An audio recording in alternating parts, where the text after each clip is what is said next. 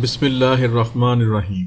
आप सल्लल्लाहु अलैहि वसल्लम की साहबजादी हज़रत ज़ैनब रज़ियल्लाहु ताला अन्हा का निकाह अबुल आस बिन रबी से हुआ, जो हज़रत ज़ैनब रज़ियल्लाहु ताला अन्हा के खालाजाद थे। वो तिजारत में ईमानदारी के हवाले से मशहूर थे। नबूवत के 13वें साल जब हज़रत सल्लल्लाहु अलैहि वसल्लम ने मक्का मुअज़्ज़मा से मदीना मुनव्वरा हिजरत फरमाई तो आप सल्लल्लाहु अलैहि वसल्लम के अहलो अयाल मक्का में रह गए थे। आप सल्लल्लाहु अलैहि वसल्लम ने अपनी अहलिया हज़रत सौदा और अपनी साहबजादियों हज़रत फातिमा और हज़रत उम्मे कुलसूम को मदीना मुनव्वरा बुला लिया, लेकिन हज़रत ज़ैनब अपने शौहर के पास ही रहीं, यहाँ तक कि ग़ज़वा बदर हुआ और इसमें आपके शौहर अबुल आस कुफ़ार की तरफ से शरीक हुए और गिरफ्तार हो गए।